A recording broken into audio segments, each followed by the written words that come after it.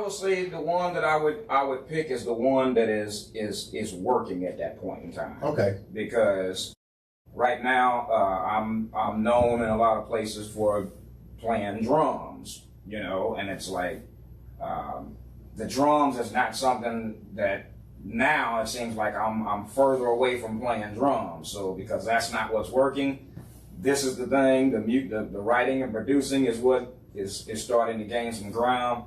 That's what I'll roll with. I'm gonna tell you something. My brother Montez is an artist, and I remember back in his first album, Road to Riches, and I was in his house one day. I didn't even know he rapped.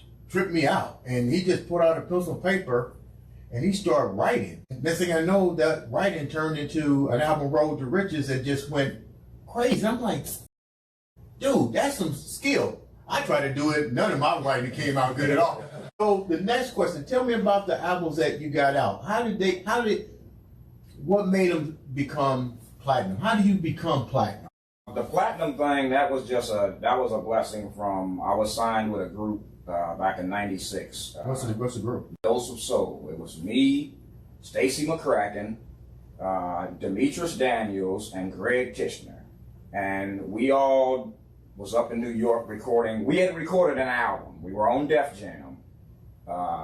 The only reason I'm able to say that we are platinum artists is that, meaning the Dose of Soul, the group, is because they put our song on the Nutty Professor soundtrack.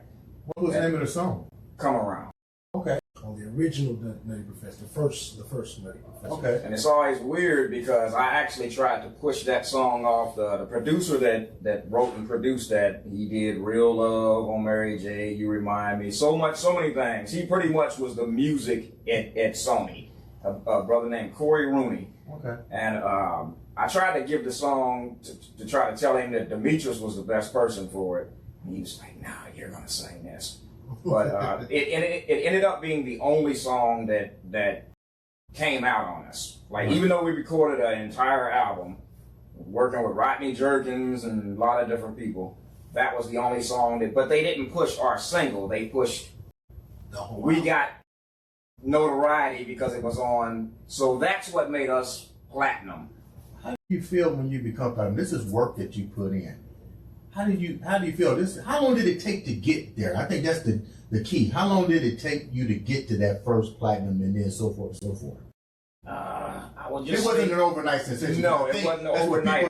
You put in work. It started from me playing drums at 7 years old with Al Hobbs and Eternal Light, Al Hobbs and the Workshop Choir, Polygenic Men, Lamar Campbell. It's everything leading up to that point of us going to New York.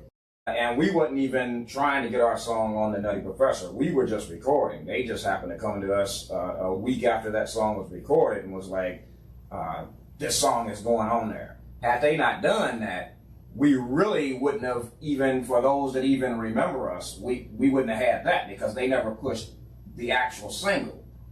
You know, and then they, you know, so. You surrounded yourself with, I recognize the names, the Al Hobbs, Tony Lamont, the Carlos Mayberry mixes, the Tony Lamonts and so forth. You must have knew at a young age what you wanted to do, and you surrounded yourself with those individuals that were almost like mentors, I would take it. I grew up in a musical family, watching Man Child with Babyface and Daryl Simmons and my uncle Chucky Bush, who is the most influential in my life musically. Reggie Griffin is like, I grew up watching them as well as so many other different bands.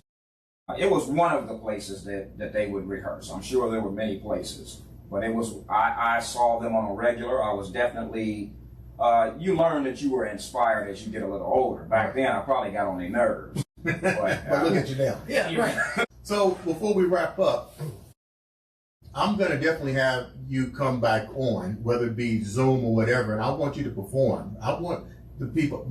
The job here at the Andre The Beast Crayton Show is to promote, educate, inspire. That beast frame of mind. And you definitely are, right now with this story, is about to inspire a lot of people. Because I think this is what happens.